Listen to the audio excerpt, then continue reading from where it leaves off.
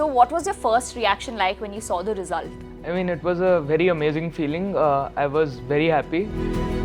So how did you keep yourself motivated apart from the stronger support system that you already had? I mean, there was a very clear goal in my mind. There is that one subject for every student which haunts you in your dream. What was that subject for you? For me, it was definitely chemistry. I mean, because there is little logic and more memorization and... So how do you think that has contributed in your success? First of all, the teachers, like the faculty, they are the best. How important is that last minute revision? Last minute revision is very important for things like inorganic chemistry. What is that one piece of advice that you would like to give to the fellow aspirants out there? Honestly, I would just say keep studying hard, keep working hard. Yeah, and JEE is a journey, not a destination. So enjoy the journey. Hello everyone, I'm Asmita Dabral and welcome to Narayana Educational Institutions. As you all know, the big day is finally here. JEE Advanced 2025 examination results are out. And like every year, no surprises there, Narayanites have dominated the results and have been absolutely unstoppable. And today, amongst the various success stories, I have another success story right here bringing it for you. And that is none other than Parth, who will be joining us. Huge congratulations firstly to you, Parth, on your incredible achievement. So what was your first reaction like when you saw the result? I mean, it was a very amazing feeling. I was very happy.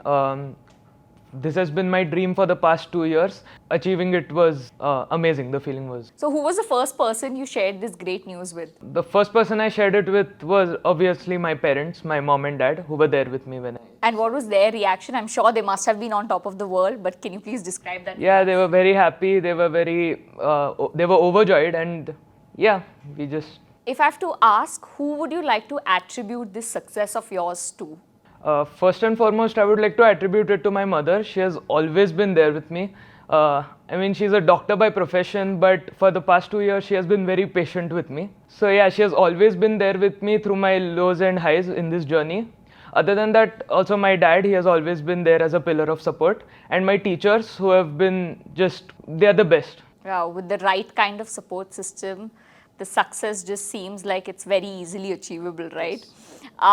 Now, if I have to talk about your journey, right, Parth, there must have been days where you were dejected. There must have been days where you were disappointed. So how did you keep yourself motivated apart from the stronger support system that you already had? I mean, there was a very clear goal in my mind, and it is very important to be focused on that goal.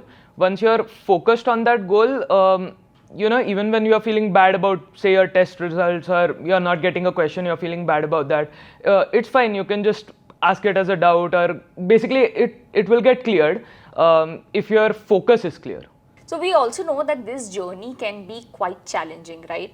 There must have been made certain sacrifices from your families and from your end. So if I have to ask you, you know, which was that thing that you had to say the hardest goodbye to, what would that be for you? Mostly it was family functions, like just going out to have dinner with the family.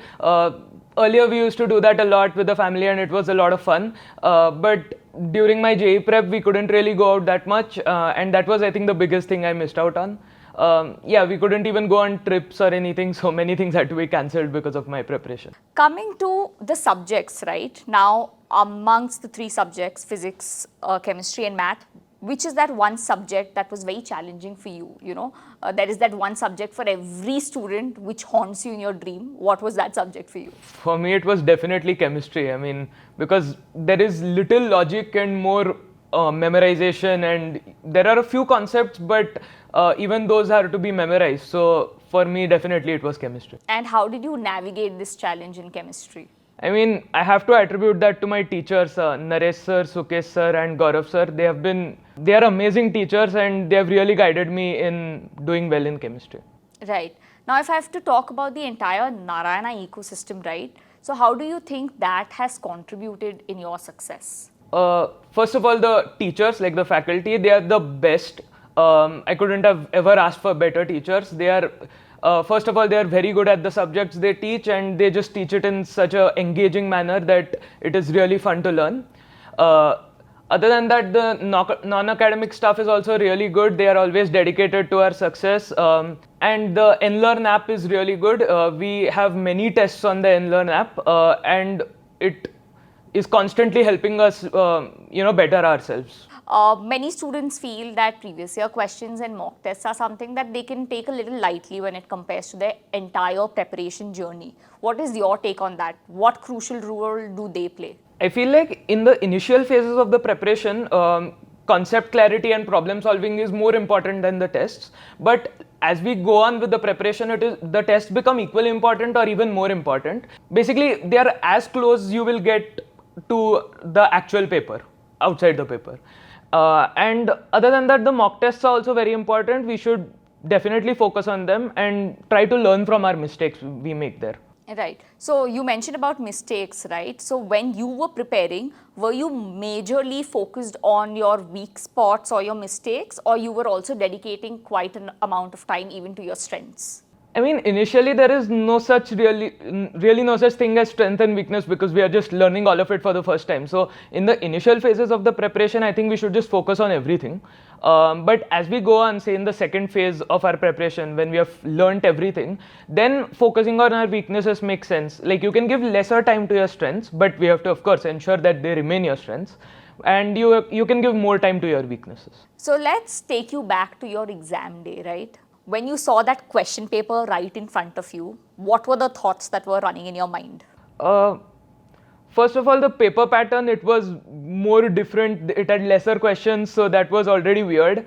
And paper one, it was just alright. The paper, I didn't find, even the initial questions I faced, I didn't find them too tough. Paper two was the real issue, where I started with maths, as I always do, but the first few questions were really tough, so I didn't get them. So I changed my strategy in paper 2. Basically, I switched to chemistry and solved that a bit, and then I went back to maths, and that I think really helped me in paper 2. Oh, so basically in paper 2 you started from your weakness, because you just mentioned that chemistry was a weak subject for you. Yeah. But looks like it worked out for you quite effectively, because you were able to navigate your weakness quite well. I have to ask you to describe your entire journey in one word. What would that word be and why? I think the word would be transformational, because the journey didn't just help me become a better student or better at learning. It also helped in my holistic development, and it helped me, say, learn important skills like time management, and it basically transformed me into the best version of myself. Now, if I have to ask you, when you initially started preparing, right, what was your thought process then to when the exams were close by? So what was the change in your preparation style? When I initially started prepping, maths was always my favorite subject, so it was always enjoyable throughout the journey. But in the initial days, I used to find physics very tough. I didn't have the understanding to sort of solve it nicely. And chemistry was obviously tough. So initially, everything was feeling tough for me. But as I approached the exam with the help of my physics sir, Amrish sir, and all of my chemistry faculty, I gradually improved in those bits. So finally, near the exam, I was only focusing on my weaknesses, which is chemistry. I was practicing a bit of physics and basically no maths, because it was my strength. Right. So talking about when the exam date is very close by, right? What do you feel, how important is that last minute revision? Last minute revision is very important for things like inorganic chemistry. Definitely we should revise important topics from inorganic chemistry at the last minute. Physics and maths I don't think is required, because the concept building has been done for the previous 2 years, right? So you're ready basically.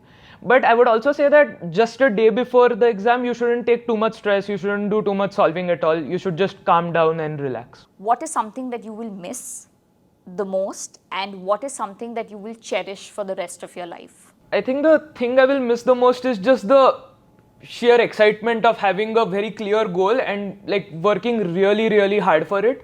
Working 12 hours, 14 hours a day, studying that much amount for a goal. I'll miss that excitement and that energy we used to have in our classes as well with my friends. It was a very energetic environment. I'll definitely miss that.